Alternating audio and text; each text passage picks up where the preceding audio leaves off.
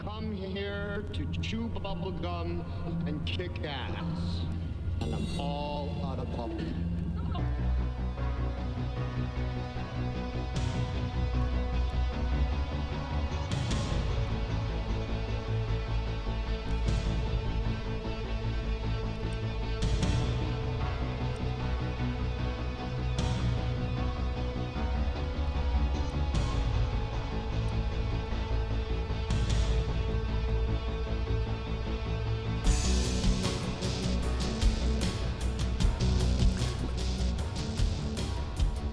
Wow, frog in the throat. Ladies and gentlemen, boys and girls, children of all ages, welcome to the Bloviating Zeppelin's Berserk Bobcat Saloon, live and direct, right here on the SHR Media Network. And we are in the sumptuous and palatial, as you can see if you're watching, SHR Media Studios. You got a belly up to the bar, we've kept your seat, and it's great to see you back. Biff is going to be your bartender tonight. He pours with the best of them, and the lava lamp is in fact lighted to my left, your right, which is indicative of one thing. Well, we offer you a variety, a host of different ways of watching the show. Now, you can listen and engage in chat at shrmedia.com. Go there quick like a bunny. But if you want to watch the show, you can watch on the SHR Media Facebook page. You can watch on the SHR Media Group Periscope page. You can watch on Google. You can watch on Google Play now. And of course, you can watch on YouTube. Sometime in the future, you may be able to listen to us on iTunes if iTunes graces us, so to speak. We got to tell you, we don't water our drinks just like we don't water our conversation. Politics, religion, crime, culture, economics, race, sex, science, law. We talk about it all here at the saloon. Nothing is sacred. The speech is free, but the booze, oh, it is not. All we ask is that you flush the toilet, jiggle the handle, and don't forget to tip your waitress. So tonight on BZ's Berserk Bobcat Saloon radio show, as we are usually wont to do, the first hour is a guest, and we've got a great guest for you tonight. It's author TERRENCE McCAULEY. Now, I've had the privilege of having him on here before, 3 times now, as a matter of fact. This will be the 4th time that he's been on the show. And it's a privilege and an honor to talk to him. We'll be talking to him in about, maybe about 5 minutes or so. Now, what I usually do, what I like, is I like to start off with what I call this segment. It's time for happy stories and good times. And I happen to have a very happy story for you. This is a couple of months old, but when I saw this and I heard about this, it kind of choked me up. And it's from eOnline, and it involves a son and a fallen peace officer. Photographs and memories are all Tanner Brownlee has left of his dad. The Weld County deputy was killed in the line of duty nearly 5 years ago. Tonight, he had the chance to get one of his dad's prized possessions, but as 7 News reporter Marshall Zellinger saw firsthand, it didn't work out as Tanner had planned. So this is your dad holding you when you were first born. Tanner Brownlee has memories of his dad all over his house. And this flag was flown over the White House. His dad, Sam, was a Weld County Sheriff's deputy killed in the line of duty after a police chase in 2010. This means so much to me, just because he used to motorcycle all the time. He was given his dad's motorcycle jacket the day he died. Just everything I can get means a lot to me. The jacket doesn't fit, and Tanner wants something of his dad's that does. It means a lot to me and my brother. We've been through a lot. 5,000, now 7,500. 5, now 75, who did 5, 5, 5, 75. 7,500, now 10,000. The Weld County Sheriff's Office is auctioning his dad's retired squad car. I think. Listen to how much this car fetches. I'm just gonna look around, see what everyone else is doing, try to copy them. So just up them by 1. The Dodge Charger, with 147,000 miles, is valued at $12,500. 12.5, now 15, now 17.5. But for Tanner, it's worth so much more. 45, now 50, who did 50? Thank you very much. More than he could afford at the auction. Tanner's limit had come and gone. 60 now, 62 and a half. Y'all done? Sold it your way, Mr. Steve Wells. Thank you very much. $60,000. And so had his dad's car. Or so he thought. Tanner, here's your card. A stranger just bought Tanner his dad's car. Thanks a lot, man. So you had no idea that that guy in the back was bidding and then going to hand you the key? Nope, I shook his hand and I didn't know. This is kind of the end of Sam's legacy here. It's the last tangible thing we have that he was connected to. And now Deputy Sam Brownlee's car is back where it belongs. Home. No donuts. I know, I promise you.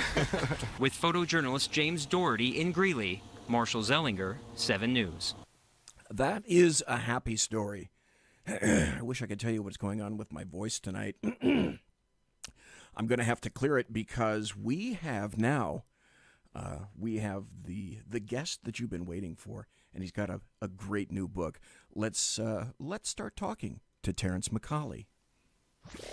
Conservative media done right. You're listening to the SHR Media Network. Ladies and gentlemen, boys and girls, children of all ages, welcome to the Bloviating Zeppelin's Berserk Bobcat Saloon radio show, live and direct, right here from the SHR Media Network, where I am broadcasting behind enemy lines in occupied California. Tonight, we've got another interview with Terrence McCAULEY. He is an author that I enjoy reading. We've had him on twice before, and he's a great guy, great cat, great interview. And so, ladies and gentlemen, I'd like to welcome back thriller writer Terrence McCAULEY. He is the author of 8 books, now 9, since the publication of his newest novel, A Conspiracy of Ravens, released by Polis Books. Oh, but wait, is that really his newest book? Well, okay, hold that thought, all right? Now, I spoke to Terrence originally on August 9th of 2017, and then on December 15th of 2017, following the release of his book, A Murder of Crows. So we got to know Terrence and a little bit of his background, his history, his being a proud native of the Bronx in New York City. And that's exactly where he was born and raised. He spent, 27 years of his life there. He graduated from Fordham University, wanted to be an FBI profiler, and then changed his major to political science. And he had the luxury, this is pretty cool, of being able to walk to school his entire life. He's been working in government pretty much most of his life as well. Terrence McCAULEY became a political junkie at the age of 10 in 1984 when the conventions were starting. Mondale versus Reagan. Harken back to that. And so he kind of ended up following politics early. And politics and history have since then pretty much been a consistent love of Terrence McCAULEY, as well as movies. One of the things I remembered that he told me from one of the original interviews is that he comes from a long line of storytellers, and he enjoyed drawing throughout his ability to draw. He said peaked at about the age of 15. And as an aside, I remember my personal major mistake was not taking the class that I was invited, the Joe Kubert School of Cartooning, which also was in New York City. Heavy sigh, major regret. Terrence admires author Richard Matt. Has a new book out, published by Polis Books. And it may or may not be linked in some way to his James Hicks thriller series of novels. And they include these, and I recommend each and every one of them. The first, Sympathy for the Devil. The second, A Murder of Crows. The third, A Conspiracy of Ravens. So that new book that I mentioned is called The FAIRFAX Incident, which takes place in New York City. So, Terrence McCAULEY, welcome back to the saloon, sir. How's it going, pal? Great to be here. Thank you very, very much. So, this new book that you've got, that oddly enough I'm holding in my hands right now, though I'm not on video, tell us something about this book. Who your protagonist is, and what is this guy doing in 1933 New York City? Right. Well, I mean, the whole premise of this book was to continue my 1930s series. My first book was called Prohibition, and that was set in 1930 New York. That one won an award in 2008 for the Next Great Crime Writer contest. It was posted by True TV and HBO. So that was a big thrill for me to read that, to write that one, and to win that series.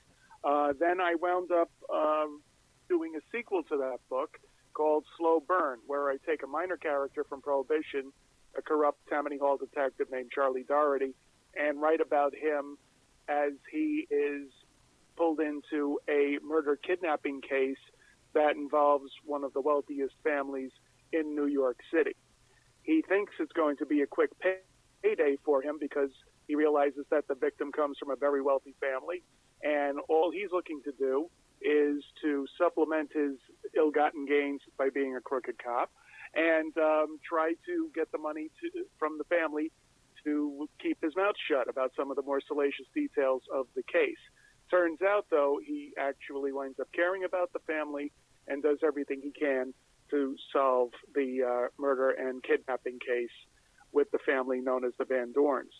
In the Fairfax Incident, which is the latest version, we meet Charlie again after he is thrown off the force, after events that take place in Slow Burn, and he is now a private detective working for the Van Dorn family that I just mentioned. However, he has an open client list, and Mr. Van Dorn asks him to look into the suicide of a Mr. Fairfax, whose widow believes that he did not commit suicide, but that, in fact, he was murdered. As Charlie begins to dig through this case that he believes is going to be a slam dunk because it's clear the guy killed himself, he finds that it is indeed not as simple as he thought. And as his investigation unfolds, he finds himself at odds with some of the most dangerous people who have ever lived. That's the story. You know, no one, the wife, she doesn't want to believe that he committed suicide. And when there's a suicide in the family, no one wants to believe it at all.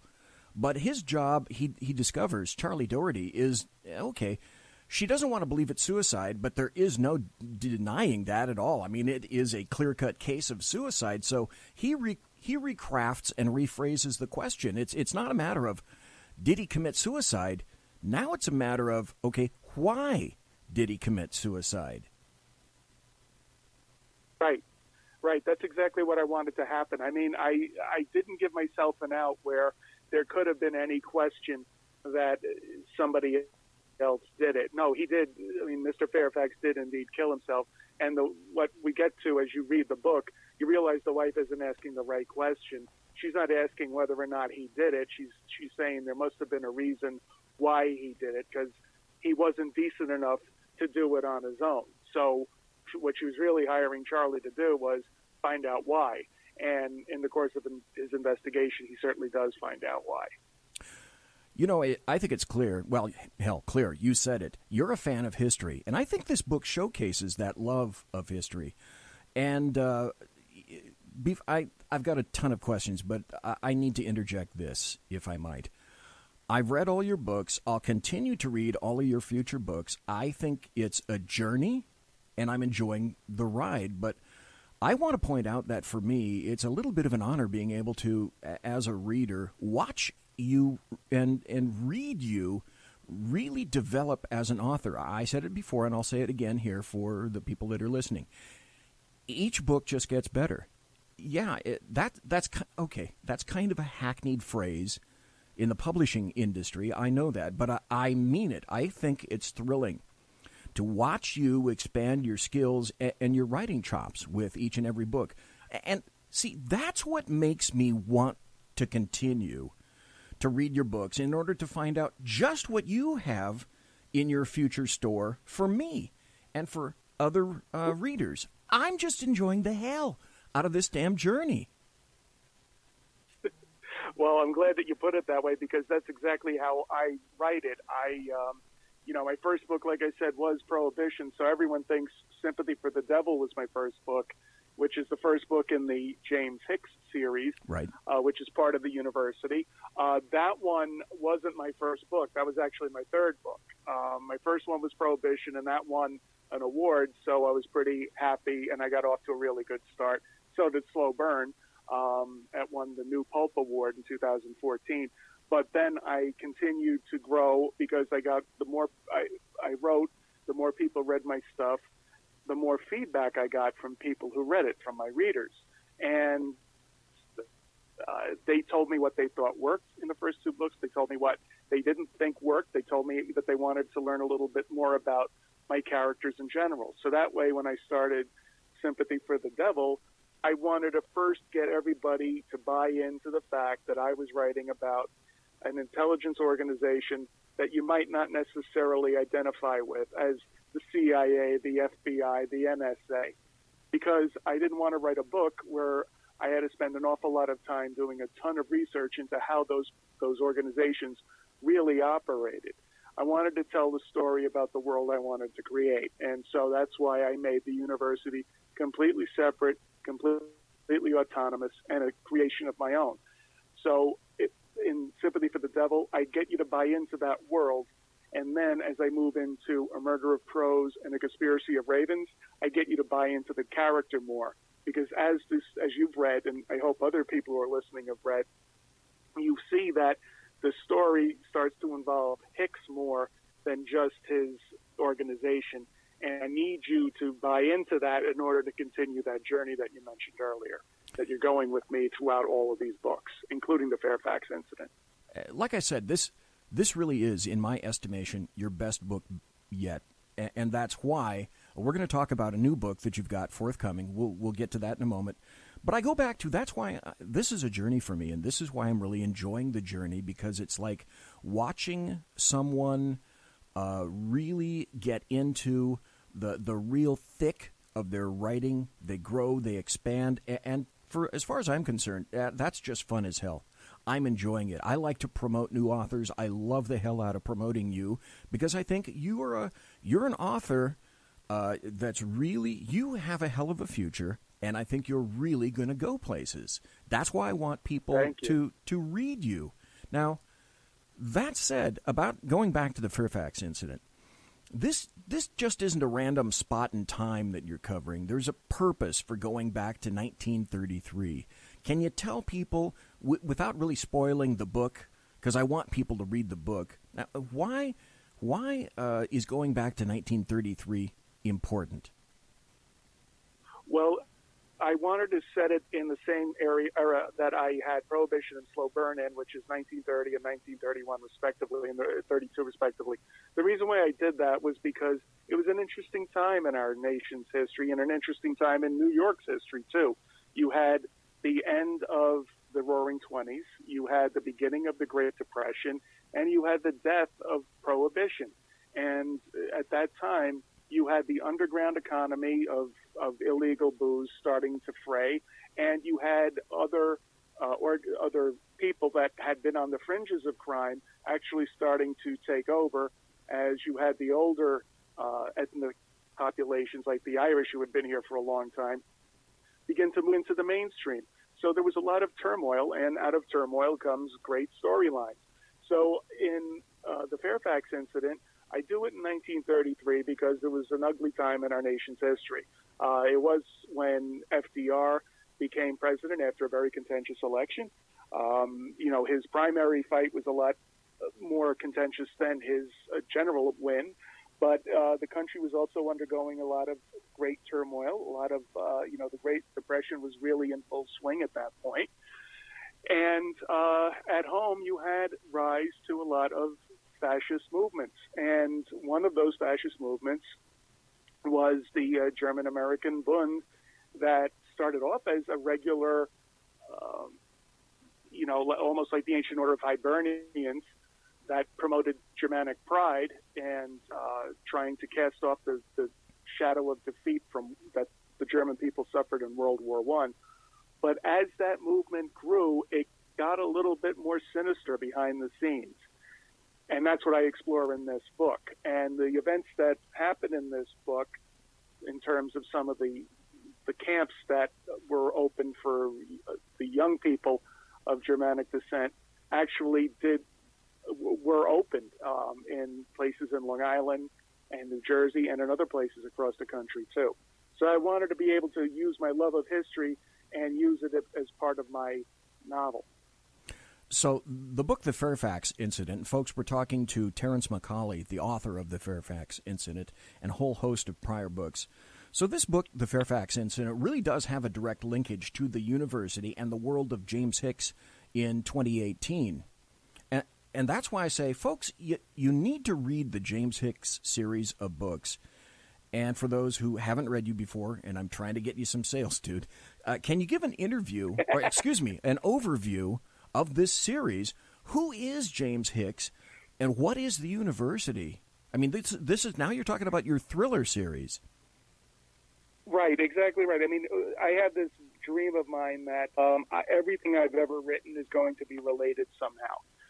That's what even the Western that I've got coming out has a very, very loose correlation to what I'm working on now, because I don't want to ever have anybody think that when they buy one of my books that it's like an investment, like getting into Game of Thrones or Lord of the Rings. I'm never going to get that sense, because I personally don't like writing that way, and I don't like reading books like that. But I definitely want people to say, oh yeah, I've heard about that character. I remember that. I'm glad this is all related, because then I like how these references to characters keep popping up. The university series is something that I created because I love spy thrillers, I love spy books, I love spy films. I wanted to, but I always found them to be a little bit predictable, especially in the early 2000s, and then before Bourne and the new James Bond reboot. I found them all to get a little bit formulaic, and I wanted to try to write something that I would have wanted to watch or read. And I loved Le Carre. I loved his Smiley books, but I wanted to tell something that was a little bit more accessible. So I set it in modern-day New York about a fictional intelligence organization that in the first book, Sympathy for the Devil, is simply called the University. You know that they have technology. You know that they have, back then it was actually what I would call near technology, because they communicate all through their cell phones. And back then, cell phones weren't as capable as they are today. I actually got a lot of people sending me emails saying there's absolutely no way anybody's going to be able to have their thumb scanned and their face taken, facial recognition software used to open their cell phone with a cell phone that size. There was absolutely no way it's ever going to happen. And I felt like saying, pal, they're doing it in Asia. They're doing it elsewhere. It's just not here yet. But I did use, so I wanted to capitalize on the movement at the mood at the time of, it was the post-Snowden era. A lot of stuff that the government was doing and wasn't previously known was now in the public record. And I wanted to capitalize on that mood of curiosity to introduce you to a new kind of character. And a guy like James Hicks is that new kind of character. He is not Jason Bourne. He is not James Bond. He has more of a pulp feel to him, because I wanted the audience to be able to relate to him. He's not necessarily a master of disguise, but he's completely forgettable. He has a personality that he has a steel core through him, but he can bend and change based on whatever the situation requires him to be. And that's the mark of a good spy, a good intelligence officer. So in Sympathy for the Devil, it opens up a common element, a betrayal. One of his people betrays him. He thought that they were on a regular assignment. They betrayed him. He doesn't know why. Why did they go to all of these lengths when the guy was working on a simple assignment? It mushrooms from there, of course, as good spy thrillers usually do, to be far more involved than that.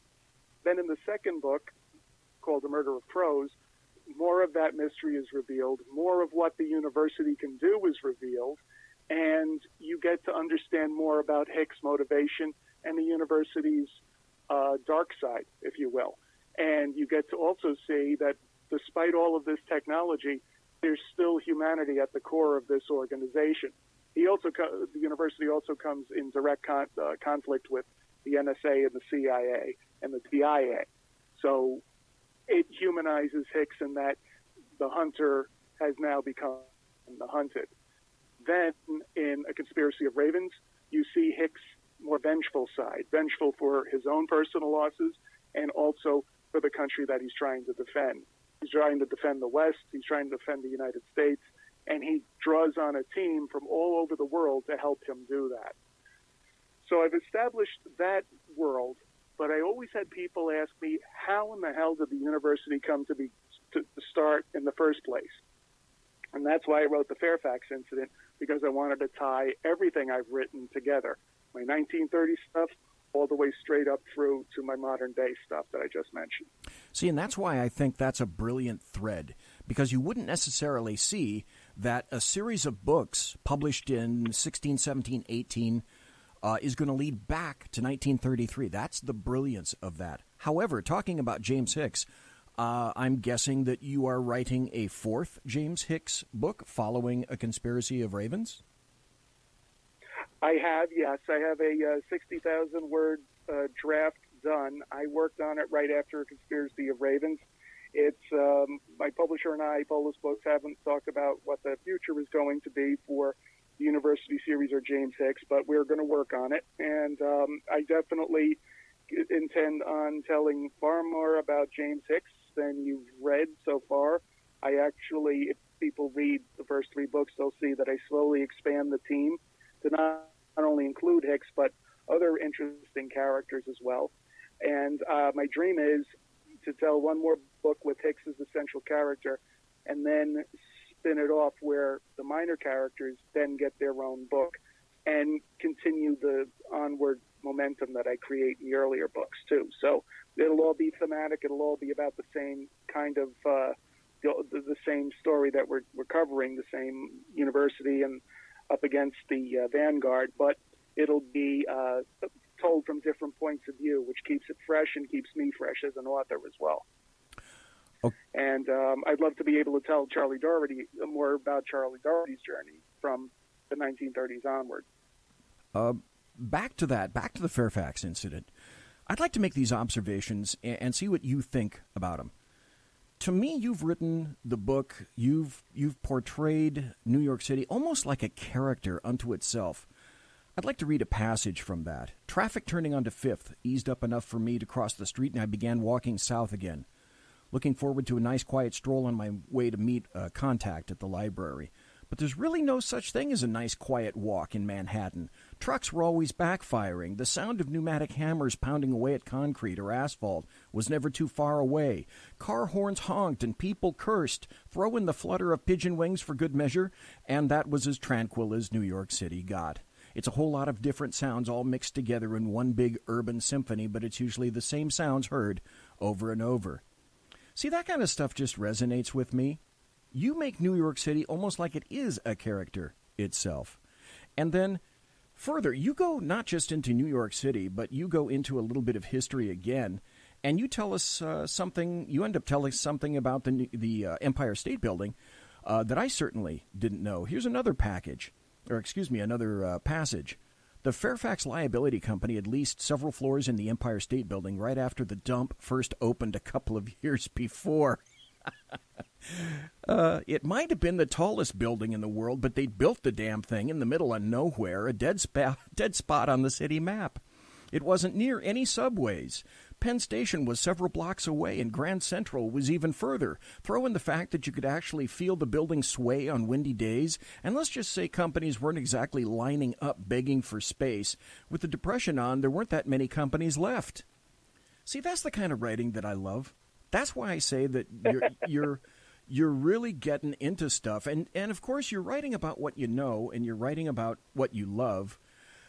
And let me go one more. I have one other little passage that I'd like to go into. It's no secret that you're a cigar aficionado. Somehow, I don't know how this happened, but somehow that somehow managed to manifest itself into the Fairfax incident. And here's another passage. Folks, you are listening to Terrence McCAULEY. You're listening to myself, the bloviating Zeppelin, by the way, on the Berserk Bobcat Saloon radio show. We'll be right back with Terrence after this small, brief break. Hey, now's the time to go to the bathroom. You're listening to the SHR Media Network. The new show on the SHR Media Network, Sackheads Against Tyranny. on shrmedia.com. Go there quick like a bunny, 11 p.m. Eastern, 8 p.m. Pacific, every Wednesday, live and direct on the SHR Media Network. shrmedia.com. Be there. Human by race, Christian by faith, American by nationality, and conservative by choice. Reverend Ralph J. Chittum Sr. is the right guy on SHR Media from 8:05 to 9 p.m., Monday through Friday. And if on the rare occasion I am ever wrong, I will still always be right. The right guy on SHR Media. When dirty politicians, shadow governments, and deceptive Islam blind the world with fake stream media smoke, their only fear is one man with a cane. I'm Dave Milner. Join me through shrmedia.com, highplainstalkradio.com, and the Western Free Radio Network at Spreaker, YouTube, and iTunes for a different perspective weekly on the Unpleasant Blind Guy. And catch me on Jeff Mitchell's EDL Radio on blogtalkradio.com. There's no surrender ever, because truth is not always pleasant. Hey, this is Michael Wright. And I'm Shannon Wright. Join us for The Right Way with Shannon and Mike, Monday through Thursday from 7 to 9 a.m. right here on SHR Media. Why are they joining us? For fun things like sports, politics. Oh, maybe some news and entertainment? And all kinds of other things. Money and recipes and events, all kinds of stuff. Yeah, so join us Monday through Thursday, 7 to 9 a.m. here on shrmedia.com. Hey, who's going to take Sean's chair? I'll run the buttons if you want. The what? The slider what? thingies. The those what? things. We have those? Yeah, right over there. Where? It's on the board. That damn technology. Fucking technology. I know. What are we going to call it? Call what? The show. What? The show. What show? The new show, Wednesdays. Every Wednesday on shrmedia.com. 11 p.m. Eastern, 8 p.m. Pacific. Sackheads. Against tyranny. There you Against go. tyranny. I like that. Let's do it. You guys are porked.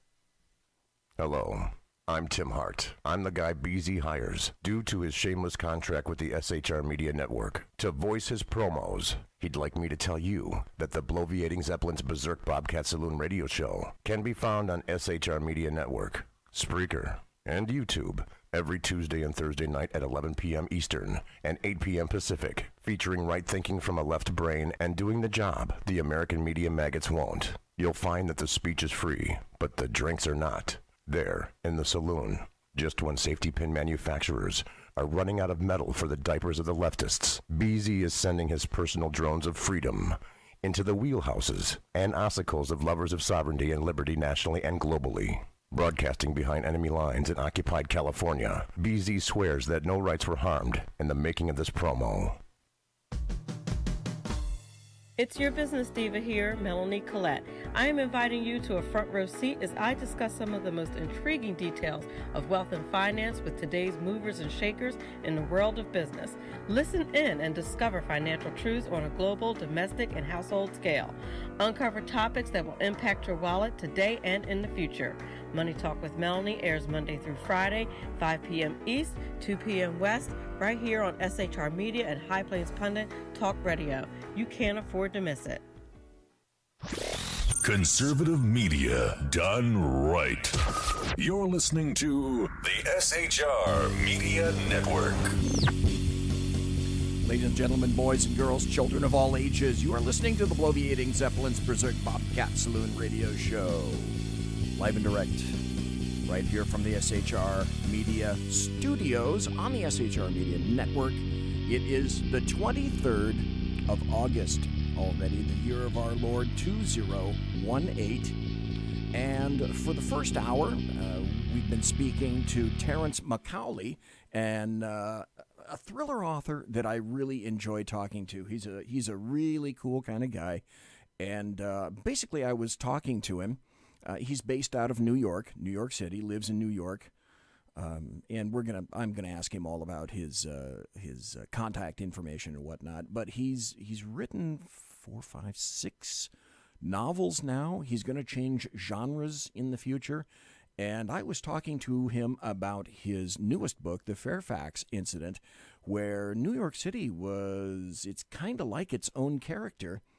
And he had some information about the Empire State Building that I just was not aware of. A good breeze kicked up, and I moved behind the alcove to fire up one of the cigars I'd bought at Nat's. I might not have had the chance to smoke it with Blythe, but there was no reason I couldn't enjoy it now. I took a good pull and let the smoke drift nice and slow through my nose. Nothing like fine tobacco to get the brain in working order, at least my brain anyway. Authors write what they know. You're writing what you know. This is why I enjoy the book. This is why I'm saying that it's the best book, in my opinion, that you've read yet, or excuse me, that you've written yet. This is why. Terrence McCAULEY, I enjoy the hell out of this journey that you're taking us. Well, thank you. I mean, it's also good because I'm able to fill you in on a little bit of history that a lot of people don't know. I mean, they see the skyline, they take it for granted. They come and do the tours and they hear all the good stuff, but they don't understand that when the Empire State Building was built, it was built by Al Smith, who had just lost the governorship to FDR. He was a very bitter man about that. And then FDR went on to beat him for the presidential primary in 32 by some pretty nasty means. They beat him on the floor vote. So it was a very interesting journey for Al Smith. But it was built, and then nobody went into it. And it was filled with, they had to fill it with state agencies because no one wanted to go into the damn thing. It was noisy, it was windy, it scared people. And when it was first built, I did cut this part out of it. They built it, right now you see the big antenna on top of it, but underneath it, if you see older pictures, it's got a curved dome on top of a tall, pedestal. The reason why it was curved was because they wanted to dock blimps there. They thought that you could actually land airships there. That's right. And so they tried it once, and the Navy aborted it. They said, the hell with this, we're never doing this again, and they just killed the idea, and then they put a radio tower on top of the damn thing. But, I mean, if you go into it, on the inside, the lobby's beautiful, but when you go upstairs for any of the tours, it's pretty bare bones. I mean, it's just walls and doors, and it's...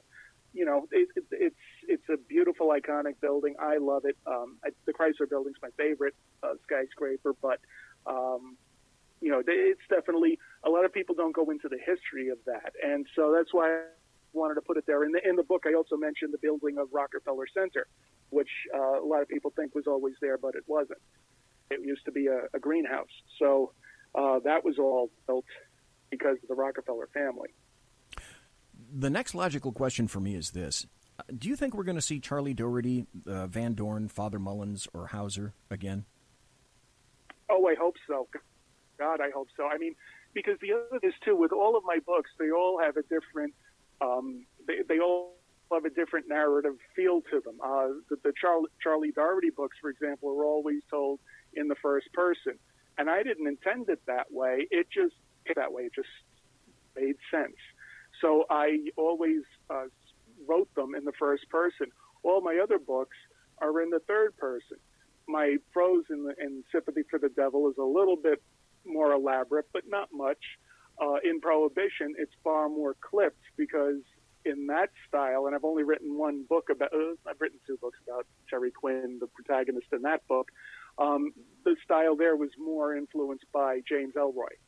So I'm influenced by different people when I'm writing each and every genre. So my Western's a little bit more verbose because that's what people expect. But I want to tell more about Doherty because I've got so much more to say about him. I think his journey has proven to be very popular with people, and I'd love to be able to continue it because if you think of the way the series has gone now, I take you all the way through to the present. Can you imagine what I can do with pre-World War pre-World War II, then World War II, and then all the way up through the Cold War? And there's endless possibilities there, and I'd love to have the chance to tell that story. The Cold War, in and of itself, it's such an incredibly fertile ground for imaginations. OMG, you're right, the things that you could do with that. Now, I made reference to Richard Matheson earlier. People would know him from, he wrote The Incredible Shrinking Man. The book that was also translated into I Am Legion, or I Am Legend, which was transformed into the second film, I Am Legend. Not quite as good as the first, but I see. I see that Matheson. Yeah, the Omega Man. Bingo! Yes, the Omega Man. Yeah, and the. That was horrible. It was so tacky. I loved the hell out of it in 1975 or 1976 when it came out. And then he dies. He dies on the cross, with in a sculptured fountain. Such a martyr. Well, anyway, it seems that Matheson is apparently rubbing off on you. So you've got another book coming out next month, September 25th, and it's titled Where the Bullets Fly. It's called the first in a blazing new series. And it features, obviously, a brand new character, Sheriff Aaron Mackey, and it takes place in the Old West. So, crossing genres and enjoying it, and I'll be enjoying it as well. I can't wait to see what you do with the Wild West genre. Is there any, maybe a little bit of a hint that you can give us with regard to that forthcoming book, Where the Bullets Fly? Sure. It is, like I said, about a brand new character that I've created. It's about Aaron Mackey.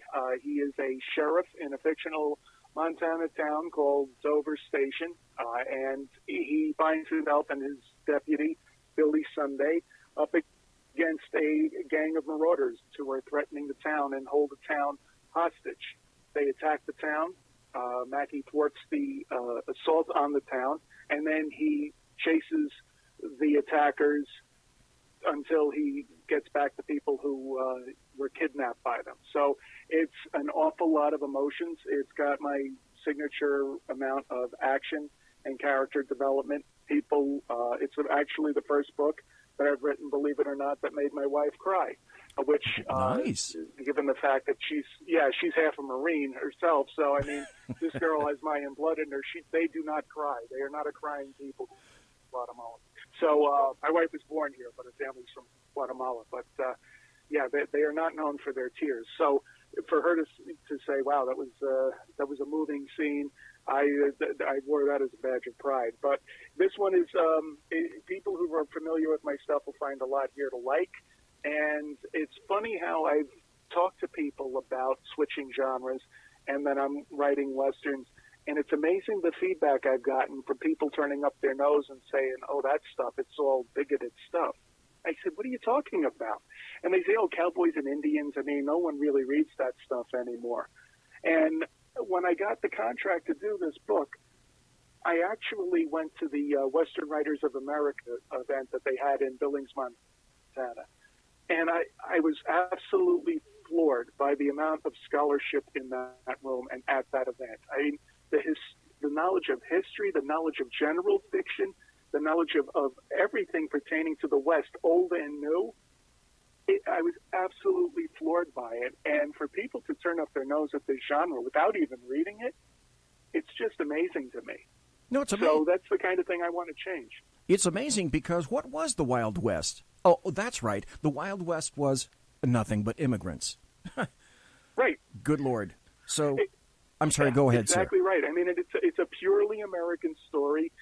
It is not all Pollyannish. It is not all glory. I understand that, and but that's what's beautiful about it. There's so much room to explore it. It's not just about cowboys and Indians. It's not just about the shootout in the middle of Main Street at high noon, which never happened anyway. I mean, you know your guns. You know damn well that you're not going to break your ass to get all the way out to the middle of nowhere and stand there and let somebody shoot at you after going through all of that. It's just not going to happen. I mean, and the same thing like when people, when these movies show the bad guys riding into town and robbing the bank and everyone cowering in the stores as the bad guys ride out. That didn't happen either. No. People, as the research I've done on it, people would say, "Hey, they're stealing our money." There was no FDIC back then. It wasn't backed by anything. They're riding out with their gold. So what happened? The shopkeepers grabbed shotguns, went out and shot the bastards as they were trying to get away. And more often than not, they stopped them. So, I mean, it's a history that unfortunately has been obscured by 1950s television that was great for inspiring interest in the general West, but when you actually do the history of it, it's so much more than what we saw on Gunsmoke and the Rifleman and places like that. So that's why I was drawn to the genre, and that's why I wanted to switch for a little bit. Folks, you need to pick up Terrence McCauley's newest book, The FAIRFAX Incident, which takes place in New York City in 1933. While you're at it, pick up his James Hicks series, Sympathy for the Devil, A Murder of Crows, A Conspiracy of Ravens. And then coming out next month, we just discussed his release of a new genre book, Where the Bullets Fly. So Terrence McCauley, thanks for being here tonight in the saloon. So please tell folks, if you can, where they can find your books, websites you have, and any of the social media that you'd like people to know about, please. Sure, I'd be happy to. I am on Facebook. It's Terrence, Terrence, McCauley, McCauley. I've got an author's page there. I've also got a personal page. I'm on Twitter at @TMcCauley_NYC. I'm also on Instagram under Terrence P. McCauley, and I also have my own website, TerrenceMcCauley.com. All of my books are available online at Amazon, Barnes & Noble, all the regular places, including IndieBound, which is a good place for you to support independent bookstores. If they don't have my book in your independent bookstore or your library or Barnes & Noble, you can ask them to order it, and they can do that. Polis has got great distribution, so they'll be able to get it in their stores right away. Also, libraries are great, too. And the only thing I suggest you do for my books or the books of any author you like, fiction or nonfiction, please take a couple of minutes when you're done, whether you liked it or not, and leave a review on Amazon and or Goodreads, because every single review helps. Even if it's a 2-star review and you didn't like it, every review helps, and it with getting the word out there and also appearing on search engines. So I always remind people to do that when they get a chance. Terrence McCauley, as always, it is a unique pleasure to have you back here in the saloon. You are always invited back to comment anytime about books or writing or cigars or New York City, politics. I know you dig politics. We can talk about I don't know, honey badgers or bad tortellini or anything else that happens to cross your mind, okay? So that invitation is always out there. Terrence McCauley, thank you so very kindly for your time right now. You take care and be safe, my friend. You too, my friend. Thank you. You bet. Good night. That was Terrence McCauley. Really enjoyed his interview, and he'll be coming back when his new book comes out, his Western comes out. It's very interesting because I'm watching chat, and it's like now we're having book chat, and we're talking about Vince Flynn, and we're also talking about where you get books, and we're talking about Michael Connolly, and Mary Brockman was saying, yeah, I usually get my books in a thrift store. Well, yeah, because why would you want to pay, I don't know, $26 for a book when you can go to a thrift store and find, insert yourself into a new series, find that series, remember who that author is, and then continue reading all those books. Also indicated that she likes Lee Child. This thing about Terrence McCauley, he's a really good dude, and I'm going to be upfront because I value honesty and clarity. I promote him, and I want him on the show, and any of the other people like Matt Betley that I've had on the show before, and Jim Curtis, and some of the greatest refusals I've ever had, Gerald Petovich and Joseph Wambaugh, who really didn't want to come on the show because I think I'm a little too conservative for these guys. That having been said, I like to have authors on that I read, and I read Terrence McCauley, and I said it was a journey because Terrence McCauley, I know it's trite, but with each new book that I read of his, I watch him hone his craft. That's what, to me, is fun. Yeah, he's got a fun premise in a lot of his books, And if you like spy stuff, you ought to read the James Hicks series. He went over where those are. Just, if you want to go into Amazon or your favorite search engine or whatever, just put in Terrence McCAULEY, and it'll show you all the books that this cat has written. And he's, by the way, I should tell you, there are dog people and there are cat people. Terrence happens to be a cat person, and he has a black cat. I know you don't know the answer. And if you do, I'll be absolutely shocked, and you'll see me fall over backwards out of this chair. But he has a cat, a black cat. And what's the cat's name? Marlowe. Like the detective. I thought that was pretty cute. And so if you follow him on Twitter or on Facebook, he puts out tweets where you'll find Marlowe sitting on his lap, or Marlowe sitting or laying on his computer keyboard, or Marlowe looking up in a box of books that he's coming out. So the Fairfax Incident just came out. Highly recommend his stuff. Now we're going to get back into politics, and after the top of the hour, we're going to talk about some of the more current stuff. As all of this is going on in D.C., and it's one new abrogation after another, sometimes you just wish that Donald John Trump, the guy with the dead orange cat on his head, would just take a big cup of STFU every once in a while.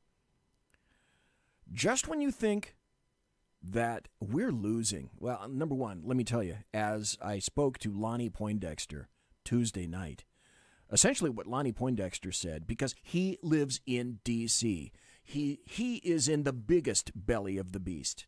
I'm 2 miles from the belly of the beast here in California, in Sacramento. That's close enough for me, but he's in D.C., in the big, big, big swamp belly of the beast. What he was saying is this: all is not lost. Don't give up. Don't be afraid. You can't listen to polls. You need to get out and do exactly what I've been advocating for quite some time. Vote red in November. Overwhelm the vote. Get all your friends out. Don't listen to these polls. Don't listen to any of that stuff. Just in November, get the heck out and vote. That's all you need. Having said that, you may think, I get into my negatives every once in a while. And I have to remember that, just like Lonnie said, there are certain things that the American media maggots are attempting to portray and slant and make you think that all is in fact lost. Well, all is not lost. Here's an article from the Washington Post, of all places, and it says this: with little fanfare, Trump and McConnell reshape the nation's circuit courts. As the Senate moves towards confirming Supreme Court nominee Brett M. Kavanaugh, President Trump and Senate Majority Leader Mitch McConnell are leading a lower-key yet deeply consequential change to make the entire and remake the entire federal judiciary. And that's important. That's incredibly important. The Senate already returned Wednesday from an abbreviated summer recess to confirm 2 more federal appeals court judges by the end of the week. Stop right there just for a second. By the way, next week, there are going to be 12 more judges up for confirmation pushed by McConnell. So it's not stopping, it's continuing. That would come on top of a record-breaking string of confirmations. The Senate has already installed 24 appellate judges since Trump was sworn in, the highest number for a president's first 2 years in office. That's a triumph. While much of the focus has been on Kavanaugh and Justice Neil Gorsuch, by the way, stop just for a second. September 3rd, Kavanaugh is going to be confirmed. September 3rd are the hearings. I'm pretty darn sure that he's going to be confirmed, but September 3rd, just keep that in your brain. That's when it's up. And Mary Brockman, you're right. All is lost if Republicans don't get out to vote. And you can look around you and sense and know that the Democrats, they have a bee up their butt, and they are on fire. They're not really assembled well. They're in a great deal of chaos, And I have to tell you, they're making a lot more money than they used to. We were laughing at them about 3 months ago because they have nothing in their wallets.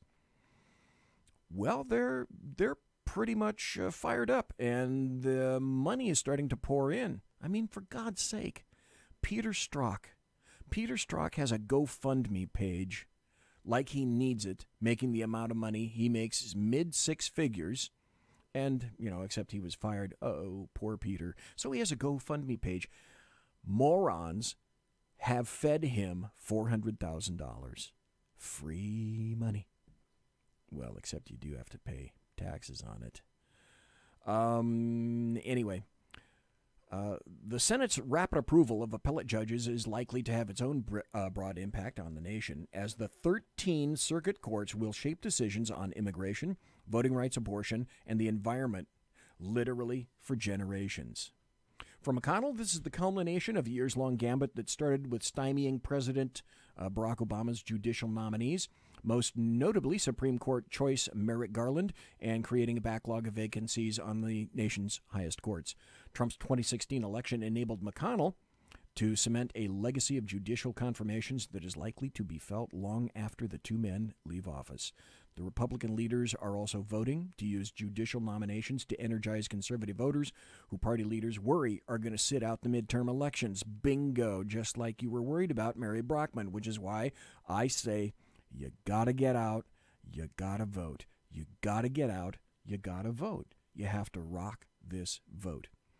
Essentially, the rest of this article goes on, and I'm not going to go through the rest of it, but I read this to you because I'm trying to point out that even the Washington Post is cognizant of the fact that in the background, while all this chaos and Sturm und Drang is going on, shit's getting done. And people are generally not paying that much attention. But this is huge. This is huge news. Because if you can recraft the lower appellate courts in the judiciary, in the federal system, you're going to have a great influence in the future. I don't know what it is, but I've been getting a ton of trolls these days on Twitter. And they've been attempting to light me up, saying that all the things that I'm talking about here on the show, or that I'm on my page at bloviatingzeppelin.net. I'm on Twitter at bzep, B-Z-E-P. And trolls will send me messages. And basically, all of them, I don't know whether they're bots or not. I really wouldn't know the difference between one and whether it is a live person or, Memorex. Boy, does that date me. But they've said, oh, you're so desperate. And I've noticed a common theme with them. And that's this. I'll toy with them for a while, and then it gets tedious. It really does, because they all say the same thing. And I say the same thing, too, in closing. And I tell them, okay, but it really doesn't matter what you say, because we own the White House. We own the Senate. We're probably going to keep the House, although you may disagree with that. We've got one SCOTUS nominee in. We're going to get a second SCOTUS nominee in. We may even get the opportunity for a third SCOTUS nominee, and right about this time, their heads are literally exploding. I love that. I love the sound of leftist heads exploding. And by the time I say that, by the time I get to Kavanaugh, for example, I say, let's see, now with Gorsuch in, we will be influencing the Supreme Court for another generation. With Kavanaugh installed, and he will be installed, we'll have a right-leaning influence for 2 generations. And oh boy, if we happen to get, and about this time, this is when I can see in my fetid little brain, I can see, the PSH that's going on in the world of these folks. And I say, by the time he gets a third nominee, then guess what? You're going to find that the Supreme Court is going to lean to the right for 3 generations.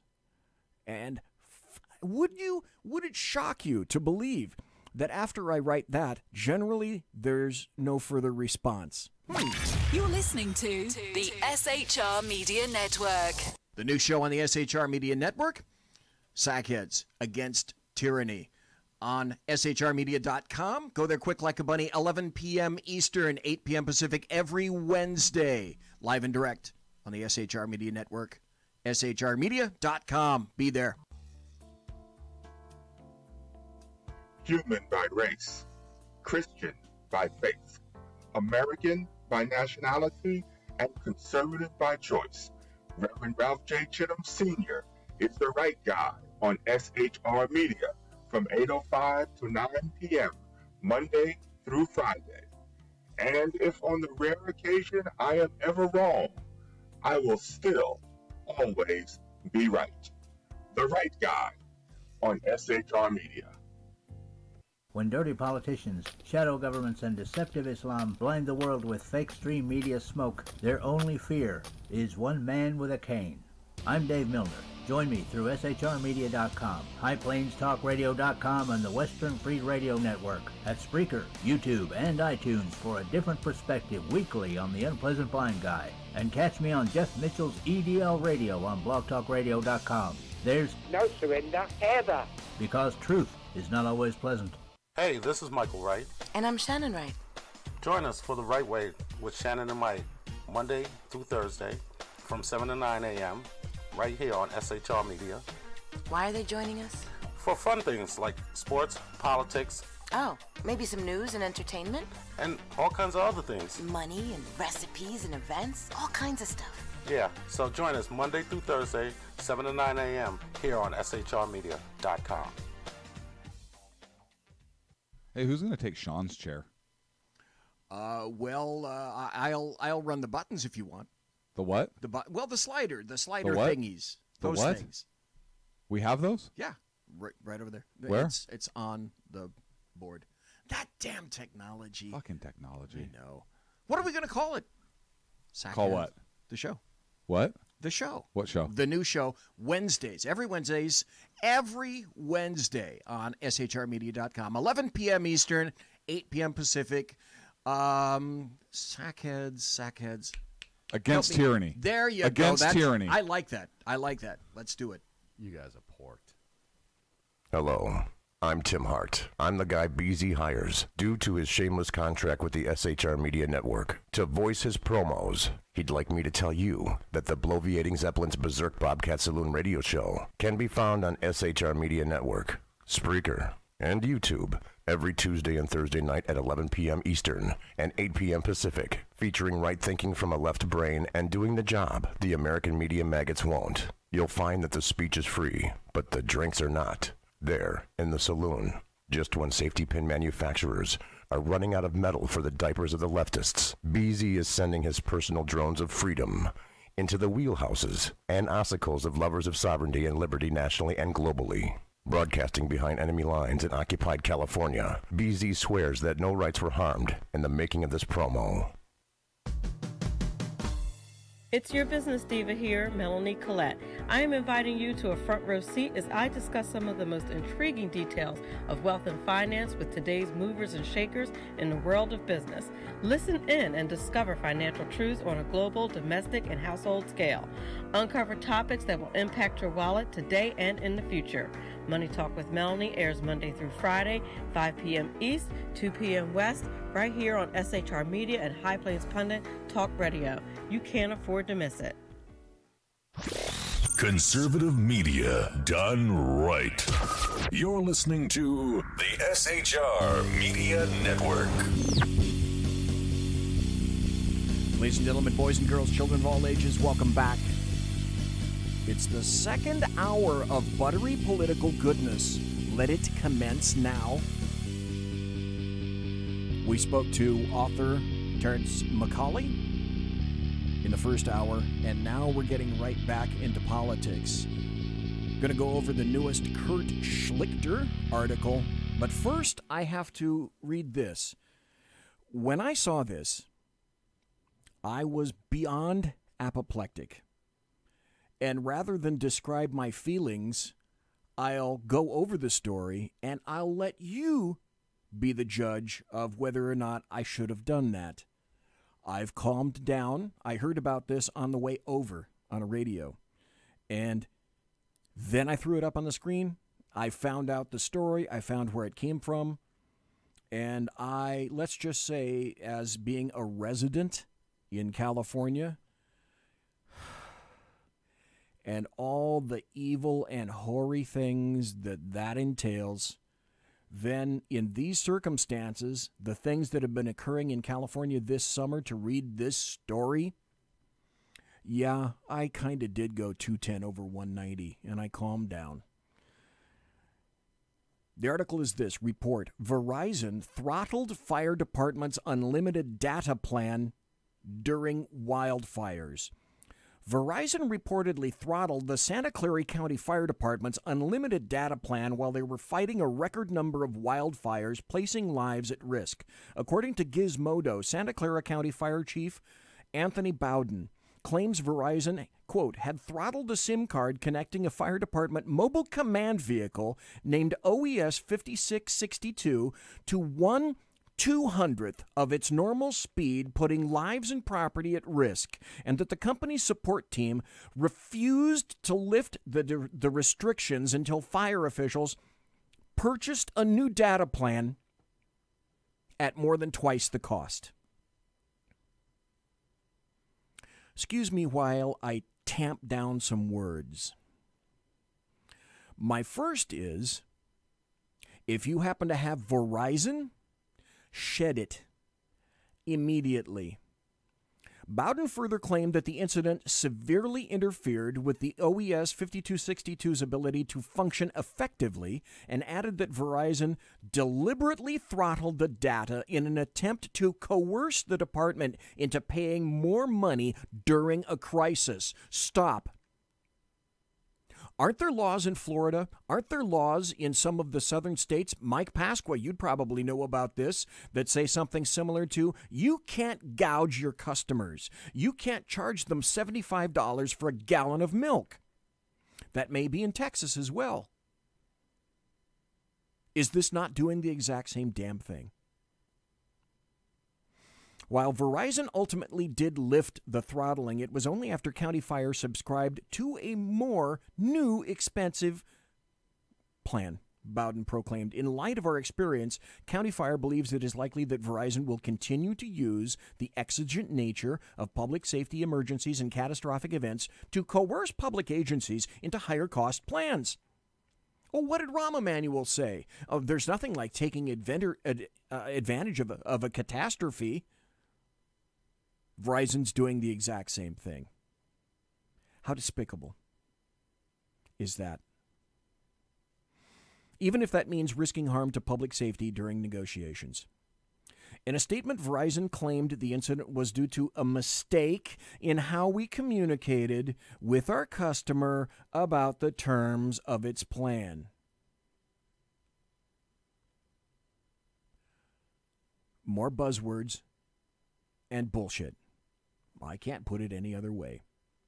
Wildfires continue to rage across the state of California. Earlier this month, one fire north of San Francisco became the largest wildfire in the history of the state, burning over 443 square miles, approximately the size of the city of Los Angeles. I'm not going to finish the rest of that story. All I can say is Verizon, I don't have good words for you. You can imagine the words that I'm thinking. If you have Verizon, you need to drop those bastards like a hot rock. And so perhaps it's time for a little bit of an uplifting story, because I had Kurt Schlichter on last Tuesday, and he was a ton of fun. And he now is weighing in on the various security clearances. And this is why I like reading Kurt Schlichter. His article is called "Pulling Their Clearances is Only the Start. It's Time to Stamp Out Elite Privilege." Elite privilege? Oh, yeah, you got that right. He writes, "Help, I'm being oppressed. My freedom of speech has been utterly stripped from me because when I retired from the Army, those fascist monsters took away my top secret security clearance. See, A security clearance is a special privilege I should be entitled to exploit for as long as I want to because... Well, shut up, peasant, that's why. I learned this in my con law class, right after we studied the Constitution's text enumerating the rights to abortion, wedding cake baking servitude, and to be called by the bizarre pronoun of your, zer choice. Oh, wait, all of that, except the giving up of my clearance part, is utter nonsense. But John Brennan, that hack, and his elite pals are supposed to get the special privilege of keeping it. Why? As a professional courtesy. See, security clearances are things you pass out as favors or rewards, I guess, at least among the elite. Courtesy among them, nothing for you, though. You aren't special. You're just some guy serving his country and not turning it into a profit center on the outside, like a sucker. I got my clearance for the same reason you readers who got one of yours, because I needed it to do my job in the service of our country. And when I stopped needing it, because I was no longer doing a job in the service of my country, I didn't get to keep it to inflate my value as a pundit or a consultant. Mine went away, as did yours, I'll wager. BZ's went away too. It was snatched rapidly. The chances are pretty infinitesimal that you're one of the special somebodies who gets handed power and privilege not to serve our country, but as a perk for being part of the in-crowd. Being a colonel was just a job for me, and doing what you did was just a job for you. But for a lot of these retired generals and senior bureaucrat time servers, it's a lifestyle. I always saw my eagle as least. They think they hold the pink slip on their positions. Oh, and do they ever have contempt for normals like you and me? Security clearances get pulled routinely when the holder no longer needs access, because the fewer people with access, the safer the info is. Pretty basic stuff. But hey, we'll take the chance on classified info spilling if it means elite jerks can get to bask in the warm light of being in the know. It's not like any of our betters ever got caught up in classified info shenanigans. Not Felonia Milhouse von Pantsuit, not that towering doofus James Comey, not David Petraeus, and not his mistress. Oh, wait, all of them totally did. But, of course, these elite malefactors are all in jail because you and I would be if we did what they did, aren't they? Oh, right, they aren't. They're special. More professional courtesy, more special rules for special people. Now, we're also told that these special somebodies need to keep their clearances in case somebody actually in the government, who is actually doing a government job instead of raking in bucks as a consultant or a pundit, wants to ask their sage advice. How would that go with John Brennan? Hey, John. It's Don. Yeah, no hard feelings. Anyway, I needed to pick your brain about some stuff that you have a unique perspective on. So, like, how do I lie to Congress and get away with it? How about leaking to the liberal media? Any professional tips? Oh, and how do I get 30 of our sources in China caught and shot? Yeah, I know you weren't in charge of the CIA then, but hey, you can tell me how you repaired the damage when you were director. Oh, you didn't. Awkward. If we had a real media and not the world's most pompous Demorat transcription service, the CIA's blown Chinese spy ring disaster would be front page news. But hey, Omarosa, right? In any case, the only consulting anybody should do with these members of this class of unmitigated failures, whose incompetence brought us, 9/11, Iraq, Libya, ISIS, and a future where we would all be wise to learn Mandarin, is to ask their opinion and then do the opposite, Costanza style. Let's look at our elite's track record of success. Don't worry, it won't take long. We're still chasing bandits in Afghanistan after nearly 17 years. Our Navy can't stop running into other people's boats, and our best and brightest in the FBI are texting each other like teens while they try to undo the election. They can't be bothered with things like, following up on warnings about psychotic freaks who get online and announce their plan to shoot up schools. Oh, and remember the 2008 economic collapse? I'm thinking you weren't the only one making bad bets with billions of dollars that brought it all tumbling down. By the way, guess how many people the feds tossed in the pokey for the 2008 meltdown that cost you and me $1 trillion? One. Uno. A single dude. Our elite is a failure that is fixated on its own privilege and avoiding accountability. As my upcoming book, Kurt Schlichter's upcoming book, Militant Normals, How Regular Americans Are Rebelling Against the Elite to Reclaim Our Democracy, wonders, is it too much to ask their elite actually be elite? Is it too much to ask that we have one standard of accountability? Well, the liberals are right about something. Privilege is destroying our country, but it's not privilege based on what hellhole your great-great-great-grandfather escaped from, or the kind of biological plumbing you were born with. It's privilege based on your membership in a selfish, feckless, unaccomplished caste of schmucks that fancies itself our betters, yet rejects, with the help of a complicit liberal press, any kind of accountability for the mess it's made of everything. You know why you got Trump? Because Donald Trump, with all his quirks, is exponentially more competent, capable, and trustworthy when it comes to running this country for the benefit of normal Americans than the sorry collection of Ivy League credentialed dimwits, progressive poobahs, and the Fredo-Con enablers that masquerades as America's elite. Pull their security clearances? Yeah, but that's just a start. Strip them of all the privileges they haven't earned, then ship the whole useless bunch of them off to a desert island and see if they can survive eating their own smugness. By Kurt Schlichter. Love his stuff. By the way, speaking of restricting freedoms, don't know if you're aware of this, but I'm going to make you aware in about 1 second. Were you cognizant of the fact that your federal government wants to do what California is going to enable very soon, very shortly in 2019? Background checks for ammunition, that's a new federal bill. So, okay, in California, beginning in July 19th of next year, 2019, all ammunition in the state of California must be purchased through a vendor licensed by the Department of Justice, and every potential purchaser of ammunition will be required to undergo a background check via a state system before receipt of said ammunition. We all know that the corruptive leftist, oppressive liberty and freedom-killing practices in California bleed over into other areas and states and venues. So should it be shocking from anyone that I found this article from guns.com? National Bullet Control Bill would add background checks to ammo sales. And no, we're not just talking about California. Democrats introduced a bicameral proposal this week to force those who would buy bullets to go first through a background check process. In measures proposed in the House, and I want to name these names, you heard them before, you'll hear them again, by, guess what, Florida's Debbie Wasserman Schultz and the Senate, Connecticut's Richard Blumenthal. Would-be ammunition buyers would have to be first vetted by the FBI's National Instant Background Check System. The lawmakers say the move to add controls to bullet sales would help leave criminals with empty guns. It's for the children, right? Ammunition sales should be subject to the same legal requirements as firearm sales, and that includes instant background checks, Blumenthal said.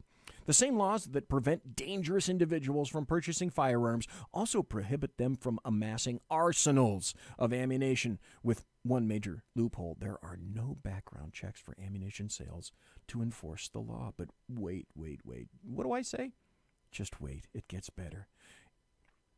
Don't think this isn't purposeful. The move would force potentially millions of ammunition purchases into the already swamped NICB clearinghouse, where transfers would be approved, delayed, or denied while the language of the proposals is not available. Imagine that. A statement from Wasserman Schultz's office said federally licensed gun dealers could use their existing system to process checks for ammo buyers, while those who did not have an FFL would either work through an existing licensee or seek a license of their own. You know, that's the government's job, to streamline things so that you understand how more readily it is that you can comply with the law. Right? Gosh, wait. In retrospect, this wouldn't be some kind of, like a retributive reaction after Debbie Wasserman Schultz demanded her laptop back from the U.S. Capitol Police after its chief refused to return it, and she threatened him in public because of an investigation into her Pakistani IT staffer, would it? Nah, I didn't think so. I'm sure you don't think so either. Wasserman Schultz's bill, write this down, H.R. 5383, has 34 Democrats signed on as co-sponsors and has been referred to the House Committee on the Judiciary.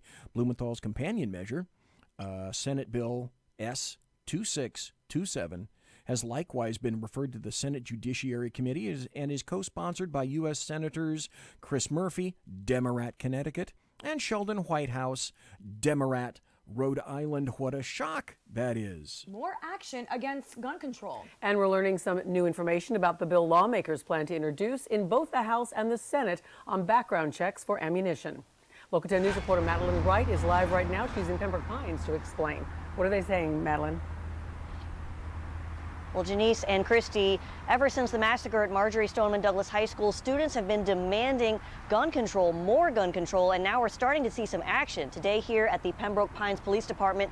Right, because students should demand action, and we should predicate everything we do but upon students. As I say, it's the children. It's all for the children. Debbie Wasserman Schultz told us about a loophole, major loophole she says she's planning to close. Again. Fed up with mass shootings like the one at Marjorie Stoneman Douglas High School, lawmakers are working to crack down on who buys ammunition. This comes just days after thousands took part in the March for Our Lives. Saturday was a launch pad, so anyone that thinks that that was the end is sadly mistaken. Federal No, by the way, that wasn't a guy. That was Debbie Wasserman Schultz. law says convicted felons, domestic abusers, and dangerously mentally ill people can't buy weapons or ammunition. And yet, unlike firearms purchases, someone who wants to go into a store that sells ammunition can buy as much ammunition as they want without so much as being asked their first name or any other question, and walk out. Congresswoman Debbie Wasserman Schultz is working to close that loophole. The Ammunition Background Check Act of 2018 that I filed on Thursday and that is being filed in the United States Senate by Senator Richard Blumenthal of Connecticut will close that gaping loophole to require all... Maybe you're wondering to yourself, BZ, why are you not interrupting this as you normally do? Because I'm going to unload at the end of this. All buyers of ammunition to undergo an instant background check. And the law would use the FBI's National Instant Background Check System, which is the same one used for firearms purchases. The law the bill, I should say, has a long way to go before it becomes law. It would have to be looked at by a committee and would have to be passed by a Republican-controlled Congress. Live in Pembroke Pines, Madeline Wright, Local 10 News. Well, for a while, if we don't show up in November, just as I said at the top of the hour, Republicans, conservatives, GOPers. So here's why I didn't I wanted to let you hear Debbie Wasserman Schultz in full throat. So let me tell you how this is going to work. It'll work as well as background checks for firearms, and we already know the efficacy of that program. I'll wager that few, if any, mass shootings in the past, say, 2 or 3 years would have been avoided by firearms background checks. In fact, many suspects did pass prior checks, or they acquired the firearms from other persons in other places, or the federal government didn't do its job, like in the case of Devin Kelly. We'll get to that. One thing we do know for certain, though, not one mass shooter, not one, has been an NRA member. If you know of one, I'd like a name and evidence, not just hearsay. Send me a tweet or whatever. If you know of one that was an NRA member, I want to know too. Just as Barack Obama was the biggest boon to firearms sales in the history of the United States. This law is going to be one of the greatest ammunition sellers as well. Only now, just as homes are burglarized and firearms stolen, so now will be ammunition. It's like you didn't even think about this? Okay, so, well, who does get hurt behind this? Criminals? Nah, of course not. It's in their job description. That's their day job. It's going to hurt Americans who adhere to the laws. I've said this before, I'll say it again, and that is purposeful. The point isn't to keep ammunition out of the hands of criminals. The point is to keep ammunition out of the hands of every civilian in the United States to the point where firearms become meaningless. That is the point. As we all know, the terminus of gun control is firearms confiscation and utter proscription. Translated, a purely defenseless society, because that would be a much better society, wouldn't it? Okay, let me do a translation for you. Okay, you can have a car. Golly, yes. Who'd ever take away your cars, your independence, and your ability to drive wherever you want, whenever you want, for any reason? Don't be stupid. We're just going to remove your ability to acquire rubber and linked compounds so you can't purchase tires. But hell, you still have your car, right? So it's not about car control, you see. Don't be stupid. Don't be unreasonable. Don't think we're not writing a bill to make sure that you won't be able to purchase wheels. Come on, baby steps. Nudge, nudge, nudge. Just like Sackheads Clint said last night. Nudge, baby steps. After all, you still got your car, right? Well, who would have firearms then? Only one answer. The government. Period. And oh yeah, politicians and judges and celebrities and high-ranking officials would still somehow magically, I don't know how that would happen, they just magically somehow continue to keep their firearms for their civilian bodyguards. We just got through reading a story about elite privilege and the elite few being able to keep their security clearances to make money after they retire or they get fired. I wonder how many people have been fired and they still have their security clearance. Has anybody asked James Comey after having been fired whether he has his security clearance? What do you think the answer to that is? Hands? Bueller? Who would have guns? The government. Yeah, politicians, judges, high-ranking officials. They would keep their firearms for their civilian bodyguards. We can't have, this is the government talking, we can't have you lowlifes, you proles, you serfs, you groundlings, you grubbers, you deplorables, you vassals, you chattel, you underlings, you lackeys, you bond servants, you puppets, interfering with your intellectual and political betters. Can we? Nudge. Remember that? Nudge. Incremental. Baby steps. Think frog. Think boiling pot. Because the logic is going to be this. We're coming for your guns because, after all, what use are they really without bullets? Next up to bid. Bank on this one. Beantown Billy. Hand loaders. Trust me on this one, okay? Hey, you don't really need that gunpowder, do you? It's an environmental hazard, after all. Those cute little machines and those presses that are like red in color, hey, you can keep them. Oh, but you know what? Those bullet thingies, they got to go. Hey, there is one little kind of a positive thing. I don't know if I can make this before the break, but Lindsey Graham had to say something that I found very interesting recently. See if Lindsey will talk. Entitled to Attorney General he has faith in, somebody that's qualified for the job. And I think there will come a time, sooner rather than later, where it will be time to have a new face and a fresh voice at the Department of Justice. Replacing him before the election, to me, would be a non-starter. But the idea of having a new Attorney General in the first term of President Trump's administration, I think is very likely. Whoa, out of the mouth of Lindsey Graham. And so I'm going to throw this up for hands, too. I won't be able to see. You can see me. But, hey, hands for people who think Jeff Sessions should be replaced. Okay. Hands for people that think Jeff Sessions should have been replaced when he was stupid enough to recuse himself early on when he didn't have to. Hands for people that think that Lindsey Graham is correct and that after the midterms, Jeff Sessions is probably going to be replaced. Okay, and then thoughts. Go ahead and write them in chat. Go ahead and send them to me at Twitter at BZEP, B-Z-E-P. So I got to ask you, All right, if Jeff Sessions goes, and I tell you what, I really think he's going to this time because he's like a stegosaurus. He's too damn stupid to walk and chew gum at the same time. The Stegosaurus historically had the brain the size of a walnut. It was about, I don't know, an animal of about 5 to 6 tons. And its brain was so puny that it needed a ganglion of nerves near its rear legs to make its hips work. By the way, the first Stegosaurus, I think, if I'm not mistaken, I'm pretty sure it was named Jephus Sessions. I could be wrong. You're listening to the SHR Media Network. The new show on the SHR Media Network, Sackheads Against Tyranny.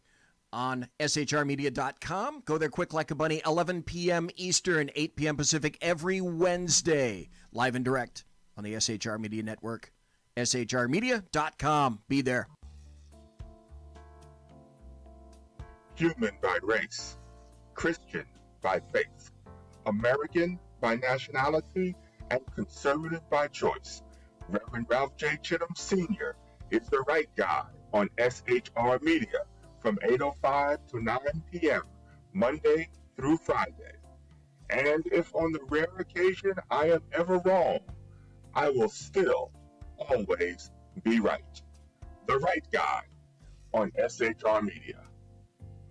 When dirty politicians, shadow governments, and deceptive Islam blind the world with fake stream media smoke, their only fear is one man with a cane. I'm Dave Milner. Join me through shrmedia.com, highplainstalkradio.com, and the Western Free Radio Network at Spreaker, YouTube, and iTunes for a different perspective weekly on the Unpleasant Blind Guy. And catch me on Jeff Mitchell's EDL Radio on blogtalkradio.com. There's no surrender ever. Because truth is not always pleasant. Hey, this is Michael Wright. And I'm Shannon Wright. Join us for The Right Way with Shannon and Mike, Monday through Thursday from 7 to 9 a.m. right here on SHR Media. Why are they joining us? For fun things like sports, politics. Oh, maybe some news and entertainment? And all kinds of other things. Money and recipes and events, all kinds of stuff. Yeah, so join us Monday through Thursday, 7 to 9 a.m. here on shrmedia.com. Hey, who's going to take Sean's chair? I'll run the buttons if you want. The what? The slider the thingies. Those what? Things. We have those? Yeah, right over there. Where? It's on the board. That damn technology. Fucking technology. I know. What are we going to call it? Call what? The show. What? The show. What show? The new show, Wednesdays. Every Wednesday on shrmedia.com. 11 p.m. Eastern, 8 p.m. Pacific. Sackheads. Against tyranny. There you Against go. tyranny. I like that. Let's do it. You guys are porked. Hello, I'm Tim Hart. I'm the guy BZ hires, due to his shameless contract with the SHR Media Network, to voice his promos. He'd like me to tell you that the bloviating Zeppelin's Berserk Bobcat Saloon radio show can be found on SHR Media Network, Spreaker, and YouTube every Tuesday and Thursday night at 11 p.m. Eastern and 8 p.m. Pacific, featuring right thinking from a left brain and doing the job the American media maggots won't. You'll find that the speech is free, but the drinks are not. There, in the saloon, just when safety pin manufacturers are running out of metal for the diapers of the leftists, BZ is sending his personal drones of freedom into the wheelhouses and ossicles of lovers of sovereignty and liberty nationally and globally. Broadcasting behind enemy lines in occupied California, BZ swears that no rights were harmed in the making of this promo. It's your business diva here, Melanie Collette. I am inviting you to a front row seat as I discuss some of the most intriguing details of wealth and finance with today's movers and shakers in the world of business. Listen in and discover financial truths on a global, domestic, and household scale. Uncover topics that will impact your wallet today and in the future. Money Talk with Melanie airs Monday through Friday, 5 p.m. East, 2 p.m. West, right here on SHR Media and High Plains Pundit Talk Radio. You can't afford to miss it. Conservative media done right. You're listening to the SHR Media Network.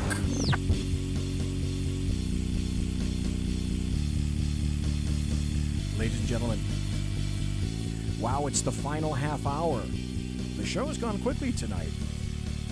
2 hours of buttery everything. Thanks again to Terrence McCAULEY for the first hour. And welcome to everybody listening.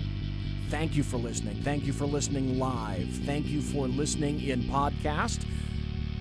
Sackett, Sean, and I sat down about, it was yesterday. We had lunch yesterday over at Mr. Pickle, where they make deli sandwiches, and we both had a couple of deli sandwiches. And we started looking at the analytics of SHR. There's a ton of analytics all over the place, and it would appear that live, we don't get, we get a fair, decent amount of hits live. We were both kind of rocked when we found out, you know where we get our hits? In podcast. Oh my God, in replays.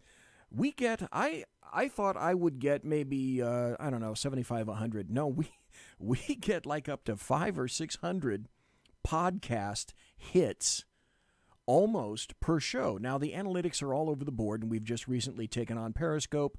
Facebook is talking to us again. Spreaker. So you got to look at analytics all across the spectrum. Can you imagine? This is BZ talking technology right now, which is actually pretty frightening, but at least look at it this way. We're not having Sackheads Clint give you a lecture in this seat right now about analytics and technology, because he wouldn't sit in this seat right now, which is the truth. Okay, moving right along. Anyway, what I'm saying is thank you for increasing our hits, increasing our analytics. Thank you for listening to us live. Thank you ever so much for listening to me live. Thank you for being in the chat room. I really love to see an engaged chat room, and you guys have been active as hell all night. Thank you very, very much. I have to be honest, it makes doing the show a lot more fun. I enjoy the engagement with people that are here. I dig the hell out of that. So thank you ever so kindly. We're kind of moving up, and we were a little surprised about some of the numbers. We're hoping that if we get into the iTunes section for people like me that are dimwits about iTunes, iTunes doesn't have anything to do with video. iTunes is all about audio. So if we get accepted into iTunes, you'd have a massive backlog for the people that dig the Apple side of life, as opposed to me. I'm a PC side of life guy, but that would open up throw back the curtain for lots of people that would like to listen to the stuff on their Apple products, and that's cool. I want to get out to as many people as we possibly can. Got a lot of things at SHR that are coming around the corner. Can't tell you just yet, but we do have some interesting things coming. Here's another story. This happens to be from NPR, of all places. And it goes back to the thinking that you really can trust that DNC when it tells you something.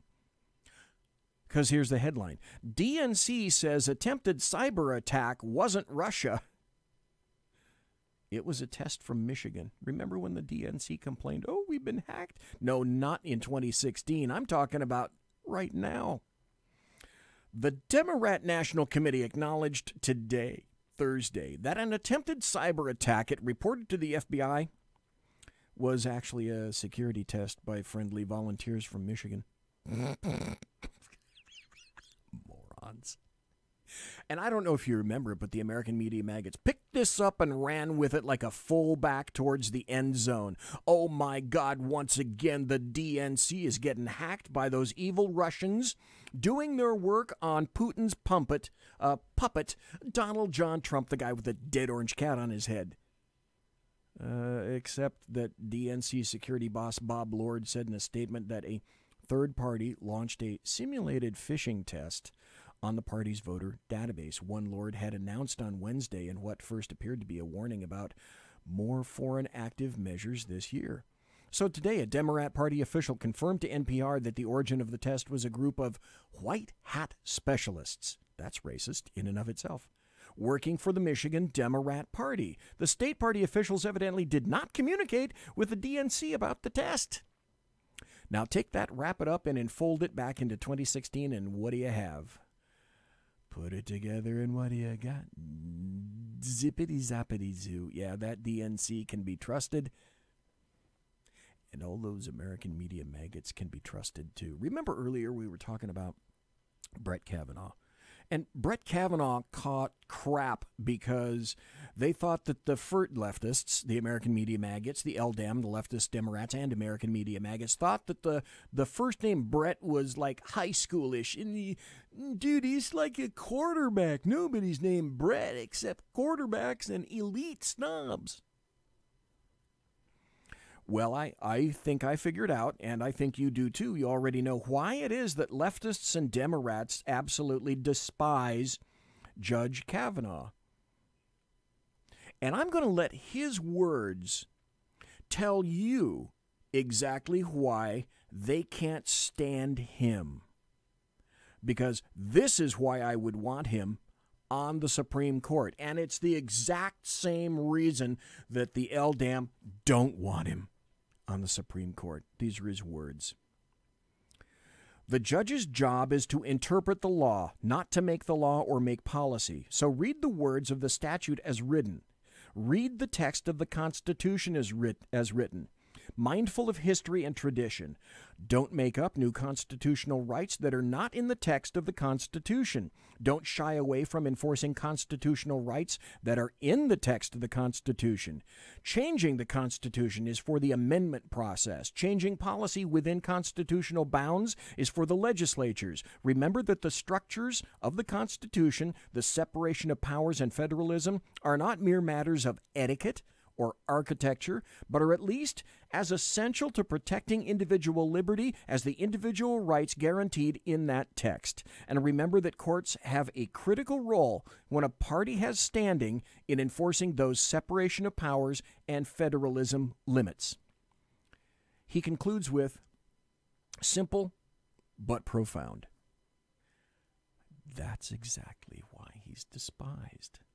He respects the U.S. Constitution, the Bill of Rights, the rule of law, and he's a respecter of the branches of government and the checks and balances as intended. The LDAM, the leftists, the Democrats, the American media maggots, they wish to break and eventually crush the Constitution and the Bill of Rights. Make no mistake.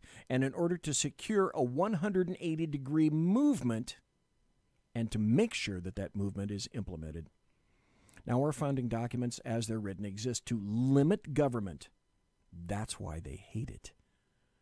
If you read the Constitution and you're aware of it and you understand the Bill of Rights, our founding documents, as they are written, state clearly they exist to limit the powers of government and to expand individual rights and freedoms. They're written in terms of what the government cannot do to the people as positive versus negative rights. Our rights come from God, as I've said many times, and not government. And that's precisely what the LDAM don't want. They wish to geometrically expand the powers of government, and by doing so, the rights of the individual need to be tamped down. They need to diminish and eventually maybe even disappear. They wish to replace God with government. This is entirely unacceptable, and I say that's why it is all worth the upcoming fight. Make sure, don't doubt this for a moment. There is an upcoming fight. If you think this is brutal right now, if you think people are classless and tasteless right now, wait until September 3rd.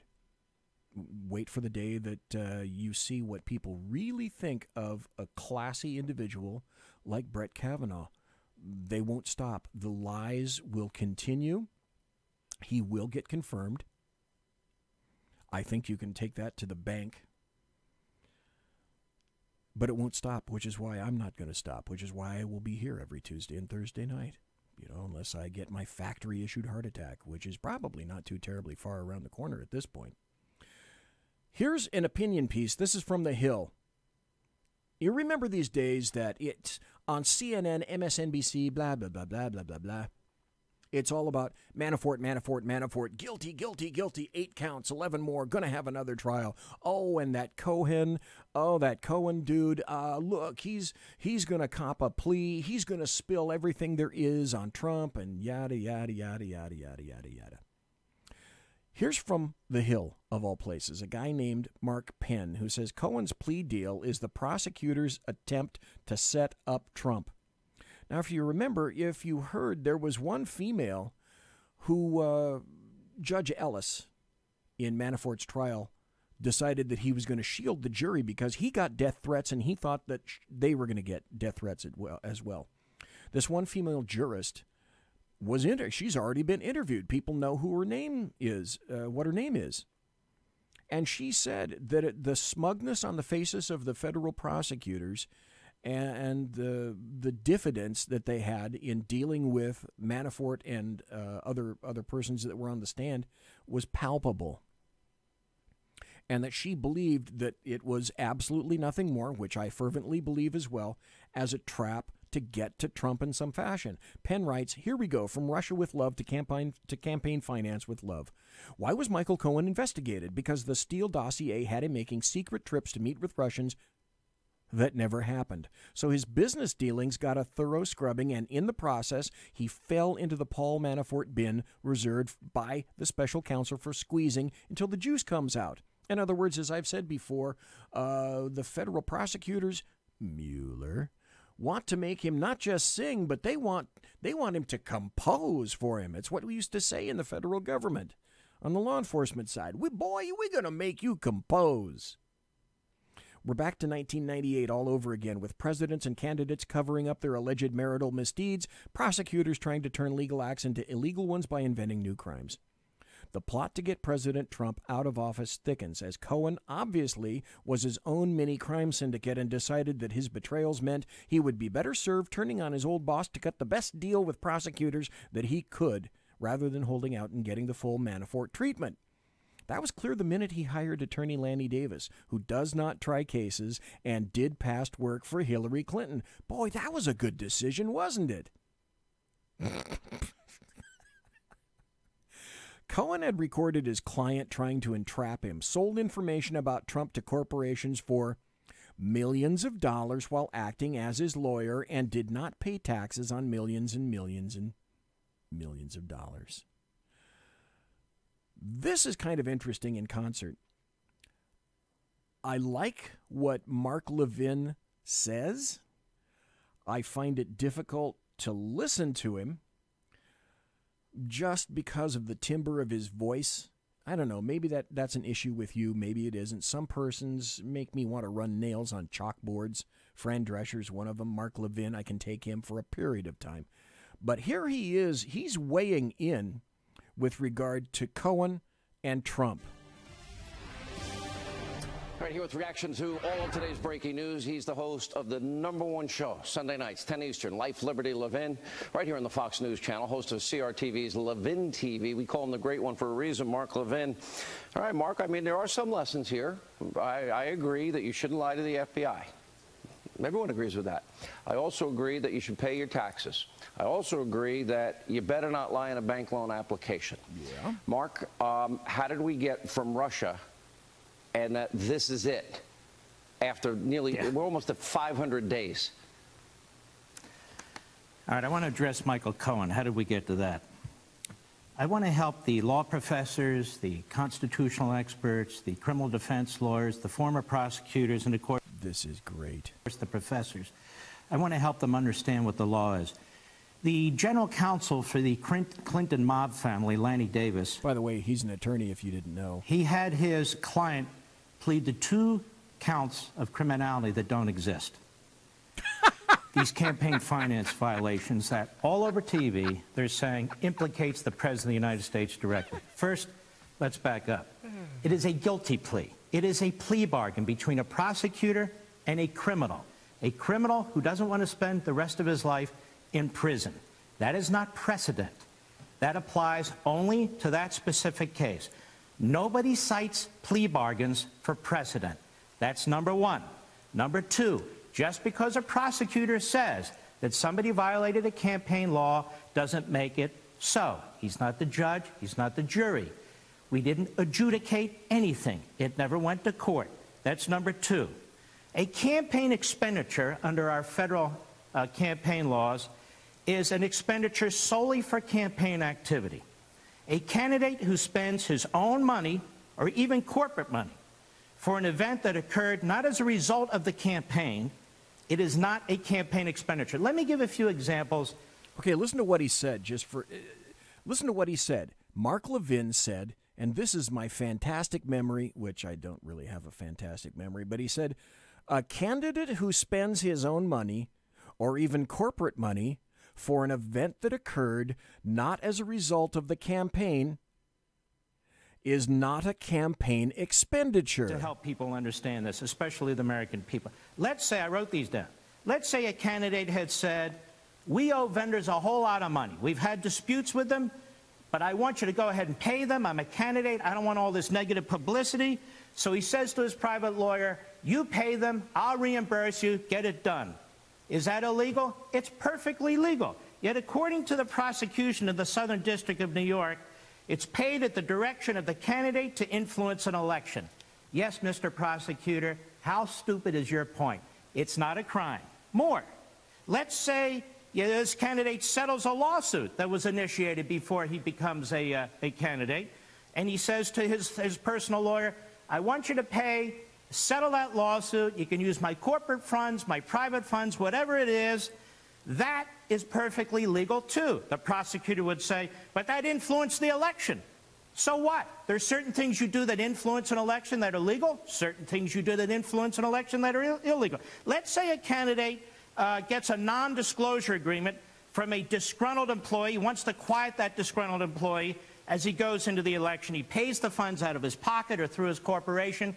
Perfectly legal. Nothing here was spent out of the campaign. Nothing was done with the campaign or to the campaign. This is exactly what the federal law is, and Mr. Lanny Davis had his client plead guilty to 2 offenses that aren't offenses that the prosecutor insisted were offenses. That's why he's no good. And that's where we're going to stop it. And didn't I just say, Lanny Davis, he's never tried a case before. How much of a moron are you when you acquire this guy? Washington, D.C. has more attorneys per square inch than any other place on the planet. And of all the attorneys that you can acquire, Michael Cohen, being an attorney yourself, you decide to get this guy and decide to hand over everything that you have to the federal government.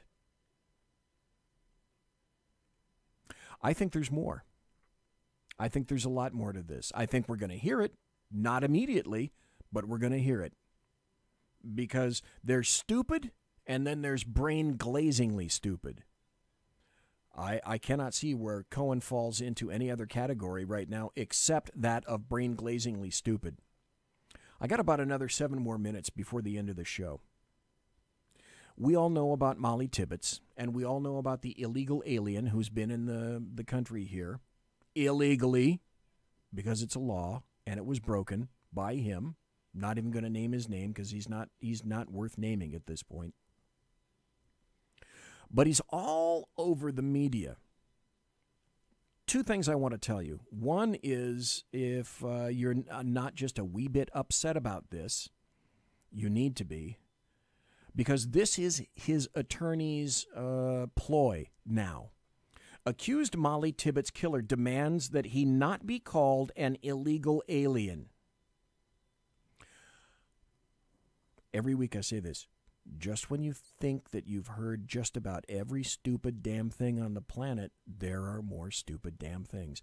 Federal immigration officials confirmed to Breitbart News on Wednesday that they have no records of 24-year-old blah, blah, blah, blah, blah, the man accused of murdering 20-year-old college student Molly Tibbetts. This week, law enforcement announced that Tibbetts' body was found in a cornfield in her rural hometown of Brooklyn, Iowa, after she was last seen jogging on July 18th.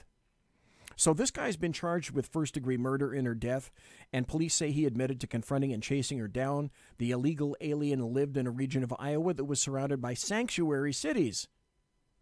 Imagine that. And now, isn't this innovative and unique precedent? It'll be picked up and run with, in other cases. Now his attorney is seeking a gag order to prevent the government from referring to the accused killer as an illegal alien or illegal immigrant, claiming he has legal status to be in the United States. Prove it. Officials with the United States Citizenship and Immigration Services Agency said a search of federal records reveals that blah, blah, blah does not have a lawful immigration status in the country, indicating that he is, in fact, an illegal alien. And that's how far we've fallen as a country. What does BZ say? BZ says this, because that's why I'm here, to tell you stuff that the American media maggots, the leftists, and the Democrats are not. This is from lifezet.com. I can't figure out why you haven't heard this. I can't figure out why it isn't above the fold in every newspaper all across the fruited plain. But I think after you hear this, you go, okay. All right. That's another reason we listen to that bulbous monstrosity in front of the microphone right now. From lifezet.com, 5 other heinous illegal alien crimes you didn't hear about this week.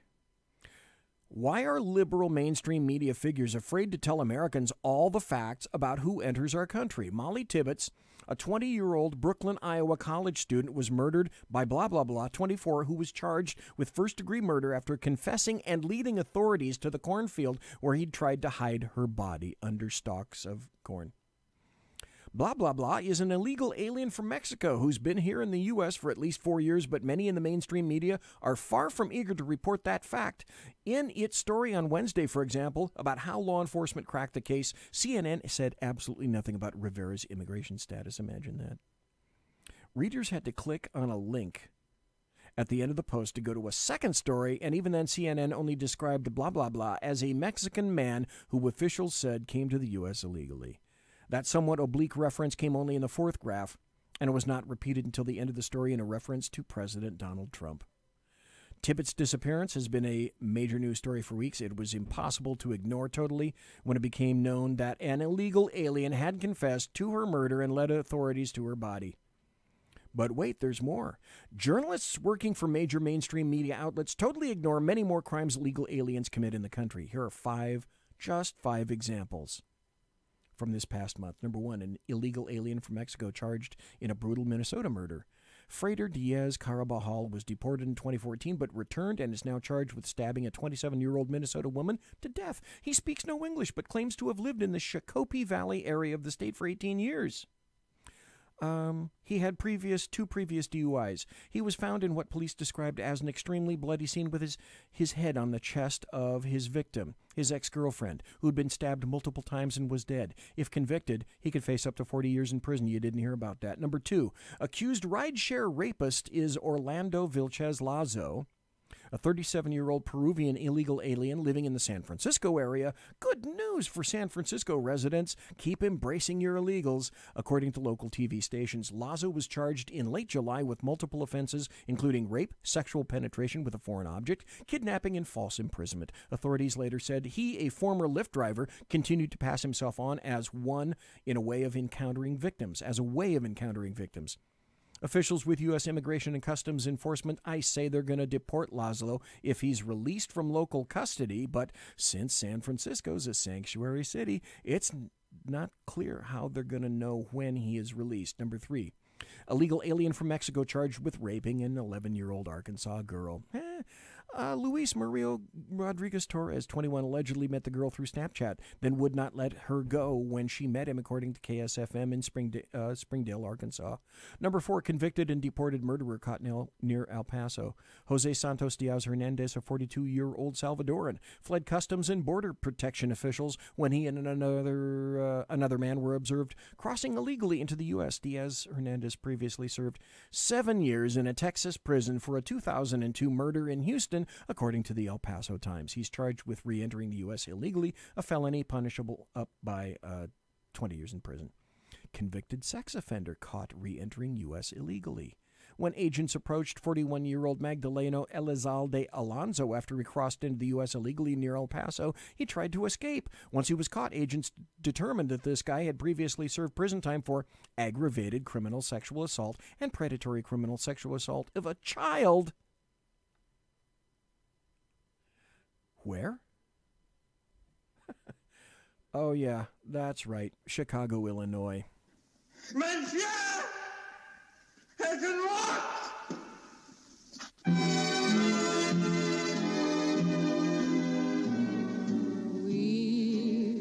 Ladies and gentlemen, boys and girls, children of all ages, thank you ever so kindly for listening to the Bloviating Zeppelin's Berserk Bobcat Saloon radio show, live and direct right here on the SHR Media Network. If you want to contact me, you can find me on Twitter at bzep, on my blog at bloviatingzeppelin.net. My original intro music is by Possessed Tranquility. You can find them at reverbnation.com. Promotional consideration, of course, as per normal, is by the Lockheed Martin Skunk Works, by the Boeing Company, if it ain't Boeing, I ain't going, and of course by Pratt & Whitney Engines, who produce Thrust, you can trust. Thanks to my personal KC-135 Kettle One refueling team, with whom I will be consorting in less than an hour, and I want to thank Terrence McCAULEY for being on here tonight. I want to emphasize this. I want to thank you for being in chat. I want to thank you for listening live, and I want to thank every one of you for listening in podcast. So I'll tell you what, you have a great weekend. You have a blessed weekend. God bless. Take care. You all be safe. Come back next Tuesday.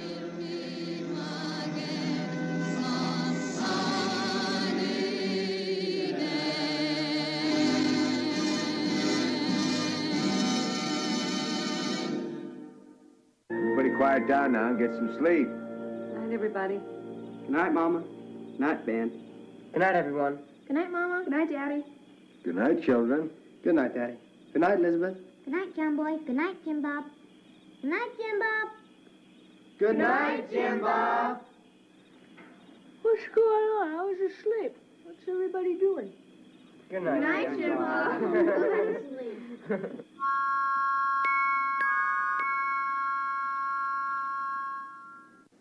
Good night, and good luck.